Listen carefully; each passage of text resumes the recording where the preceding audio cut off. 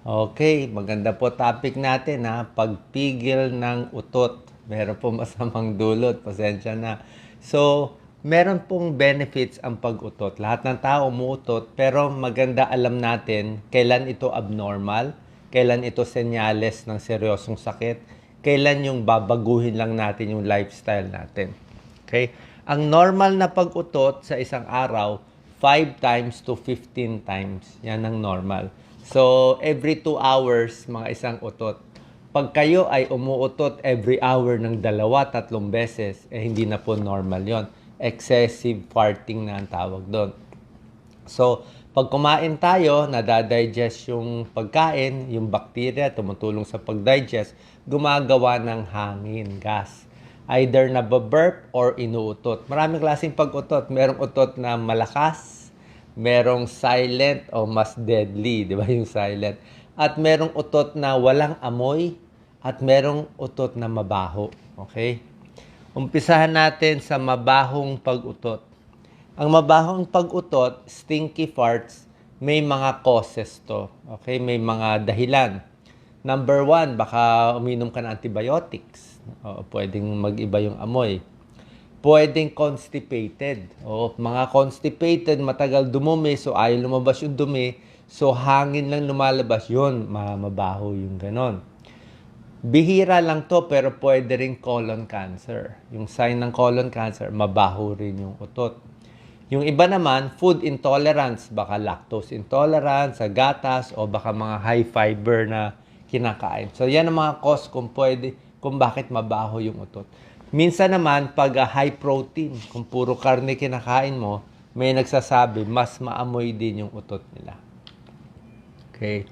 Yan, stinky farts, pwedeng sa kinakain natin, pwedeng sa antibiotic na iniinom, pwedeng constipated ka, kaya mas mabaho. Ayan, no? May build up ng bacteria sa tiyan, at pwedeng colon cancer. Ito yung pinaka-bad sign. Okay? So, 5 dahilan bakit nauutot ang tao. Number 1 is baka sa kinakain natin.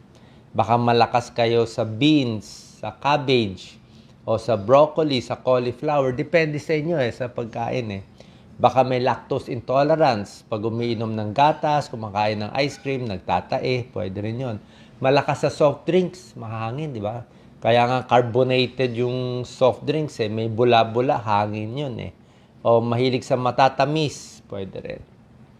So, hard to digest foods. O baka meron kang kinain na hindi ka matunawan. O napakabilis ang kain mo. Pwede ring mga sakit. May mga sakit nagkakos ng hangin. Diabetes, mga diabetic, mga umiinom ng metformin, nakakakabag din yon, sumasakit ang tiyan. May eating disorder, may mga GERD, hyperacidity, may ulcer, pwede rin. Tsaka merong mga mas hindi common sa atin, inflammatory bowel disease. Crohn's disease, ulcerative colitis, common to sa Amerika. Sa atin, parang not that common pero nagkakos din ng kabag at utot ng utot.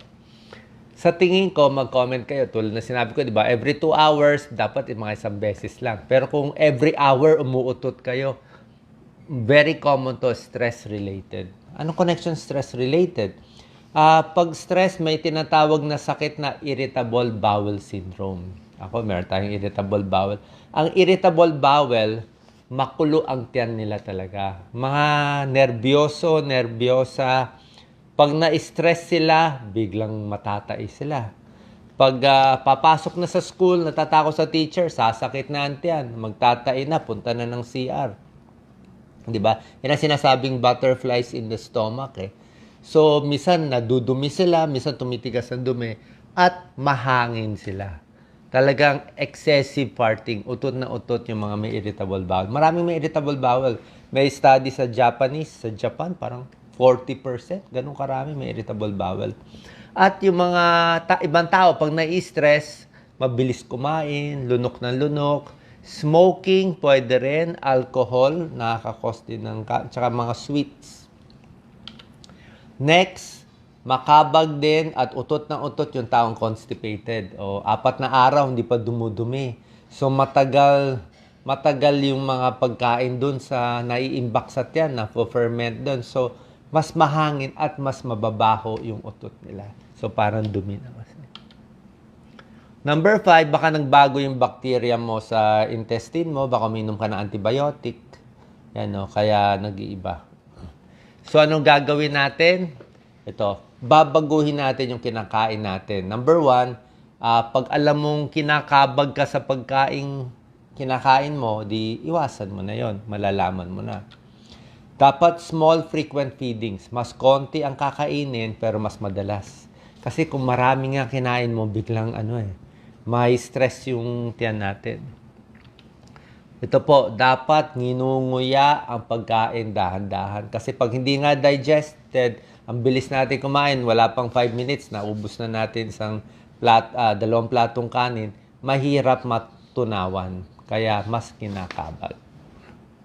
Maganda rin to po, exercise. Maglakad-lakad, pwede jogging, pwede stretching. Pag nag-exercise, mawawala yung kabag, mas mauutot ka, pero at least malalabas mo yung hangin. Isa rin nakakautot, nakakasakit ng tiyan, fried foods, mamantika. Pag oily kasi ang pagkain, mas matagal na nanatili sa tiyan natin. More than 4 hours Oo, pag oily. Pero pag hindi oily, mabilis lang ang digestion. Carbonated drinks, kaya siya malinamnam, di ba? Mabula-bula Kaya pag binuksan mo yung mga soft drinks, di ba, may air na lumalabas, carbonated. So, hangin din yan. Nakakakabag, nakaka-burp.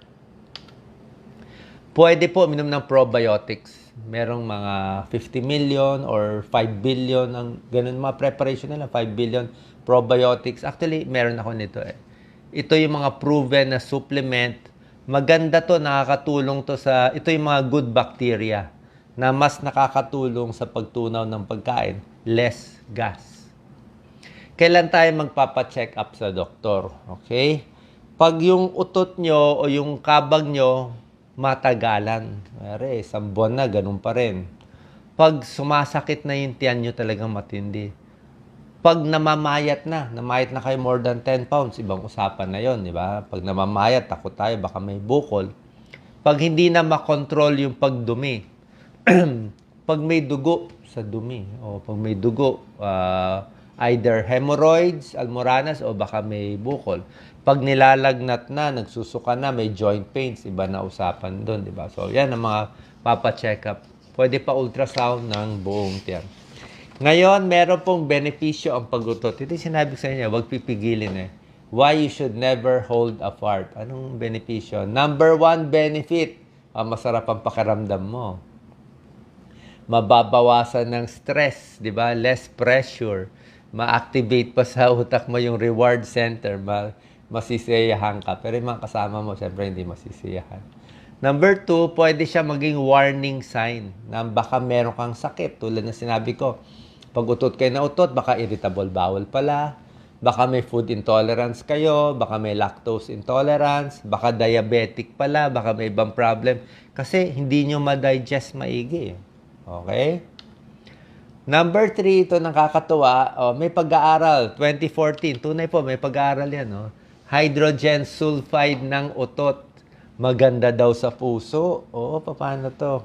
So, pwede daw makatulong sa heart disease. Anyway, it's just one small study na yung na-expose dito. Hinanap ko yung study, 2014. Pag nakakaamoy ng hydrogen sulfide, yung isang component sa mabahong utot, nakakatulong i-repair ang cellula. Mitochondrial cell damage is repaired. Okay, siguro may tulong.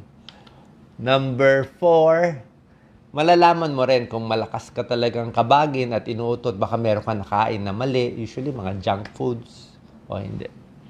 At syempre, pag umutot ka, mababawasan ng sakit sa tiyan, bawas pa sa stress, di ba? So, pag irritable bowel, wala tayong magagawa talagang yun ang nangyari. So, yan ang tips natin para sa madalas umuutot, huwag pipigilan, lumabas lang sa kwarto para hindi nakakahiya. Pwedeng dumumi, pwedeng hot water, chamomile tea, maganda po pamparelax ng tiyan. Ang chamomile tea may tulong din sa digestion, pamparelax. Maglakad-lakad, okay? heating pad, hot bag. Pwede nilalagay ng hot bag ang tiyan natin. Mas kakalma siya. Take deep breath. Pwede rin. Meron ding mga tableta na para sa kabag. Pero pwede naman din na mag-tablet. Ano home remedy natin para malabas yung hangin? Kasi napakasakit ang pakiramdam kung bloated di ba? Makakapa mo, pag pinalo mo yung tiyan mo, parang tambol yun parang tambol. So, ang technique natin, one technique is pwede humiga. Hihiga ka ng flat muna, tapos humiga ka ng one side, mga 1 minute, humiga ka sa kabilang side, another minute, pwede ka dumapa. Parang iniikot mo yung hangin sa bituka para gumalaw-galaw, lalabas.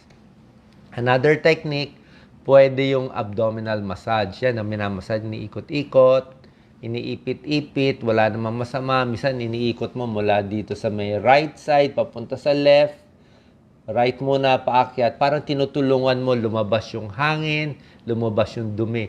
Yung mga matatanda, yung mga na-stroke, mga bedridden, mas mabagal ang galaw ng bituka. Kahit mga seniors, more constipated. So, dapat more exercise. Pwede rin abdominal massage. Para pag naalog-alog yan, mas madudumi sila. Lalo na yung mga stroke patients at bedridden. At syempre, meron tayong tip para sa mga constipated. Ang kodigo ko nga, di ba, 4Ps na prutas. Papaya, pears, pakwan, prune juice, yan, mga nakakatulong. At yung mga gulay nakakatulong din para mas makadumi, malabas natin yung gas. Okay? Sana po nakatulong ang video ko. Ano yung mga benepisyo ng pag-utot at ano yung mabuting utot na wala namang masama at yung mga dapat ipa-check up. God bless po. Thank you.